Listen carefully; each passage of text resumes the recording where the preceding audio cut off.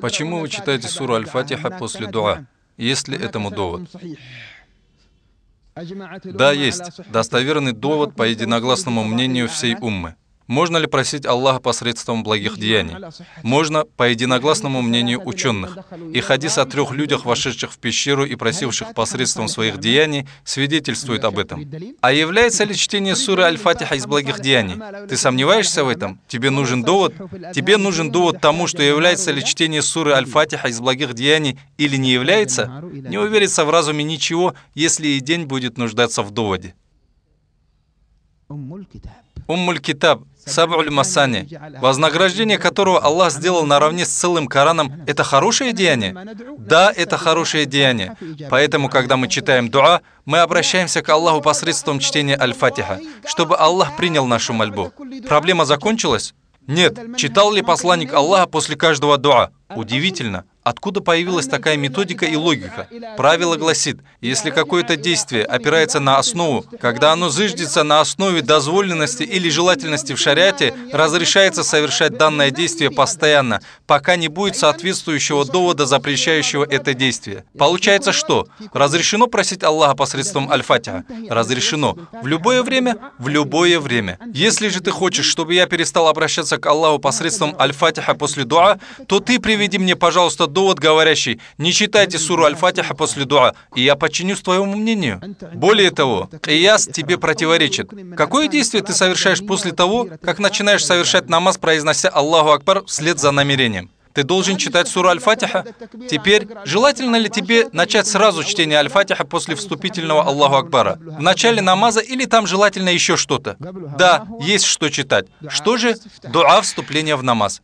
Получилось, что желательно читать дуа до чтения суры Аль-Фатиха в намазе. Если же желательно чтение дуа до чтения Аль-Фатиха в намазе, то как ты можешь запрещать мне читать дуа до Аль-Фатиха вне намаза? Если чтение Аль-Фатиха после дуа желательно даже в намазе, у которого есть определенные действия, установленные нормы, уточненные шариатом действия, то в чем беда, если я читаю Аль-Фатиха после дуа вне намаза? Он может сказать: поклонение должно быть ниспосланным свыше, и нельзя совершать какие-либо действия без прямого довода. Иди сюда, красноречивый ты человек, наставь нас, обучи нас. Всякая новация — это новшество, а новшество — это заблуждение, а заблуждение попадет в ад. Хорошо, хорошо, успокойся. Кто добавит в наше дело то, что не из него, то оно будет опровергнуто. Хорошо, хорошо, просто послушай на секунду, успокойся.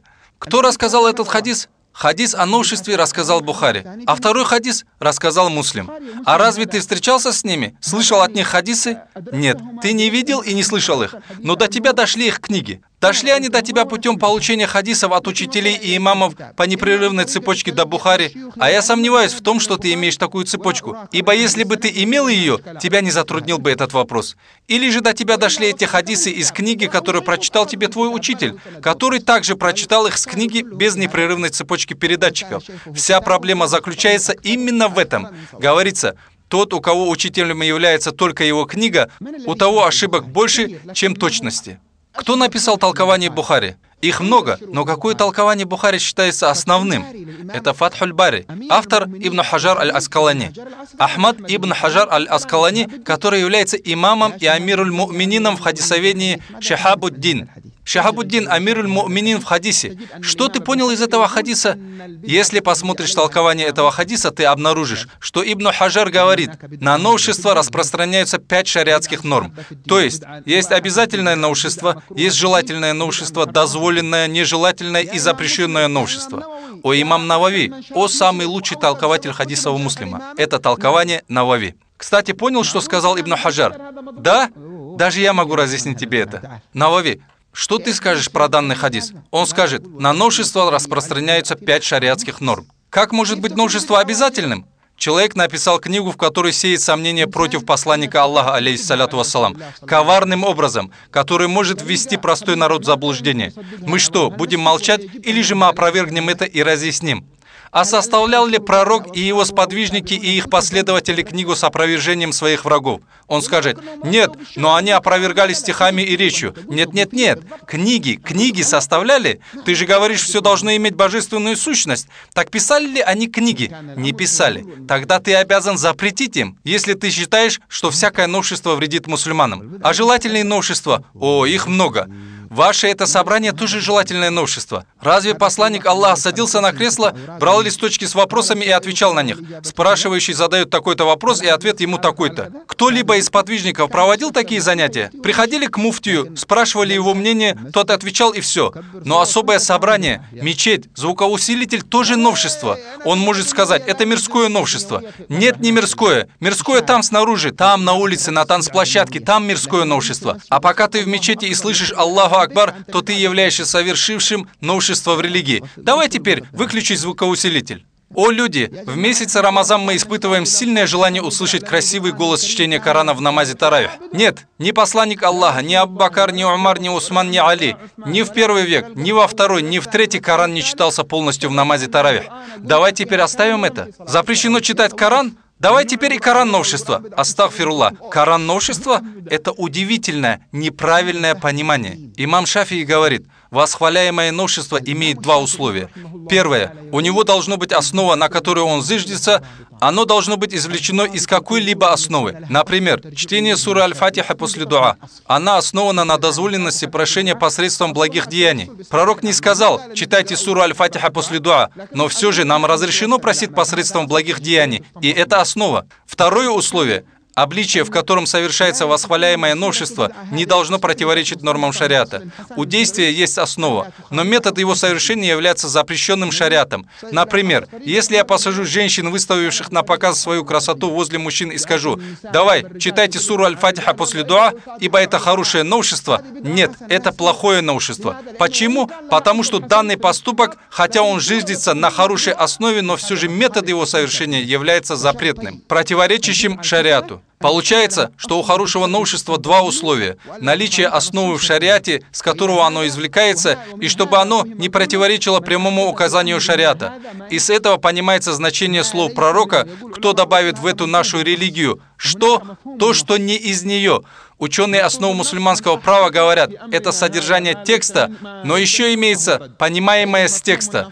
Кто добавит в нашу религию то, что не из нее, то это опровергнуто. Значит, из этого понимается, кто добавит в эту нашу религию то, что из нее, то это не является опровергнутым. Если бы посланник Аллаха, алейхиссаляту вассалам, сказал: кто добавит в эту нашу религию что-либо, то это будет опровергнуто. Все, мы согласились бы с этим. Но пророк связал запрет с тем, что это новшество не имеет основы, то, что не из нее. А что касается утверждения о том, что слово «всякое» имеет всеобъемлющее значение и невозможно сделать исключение и сказать, что новшество бывает хорошим и плохим, мы ответим: это понимание тоже безобразное.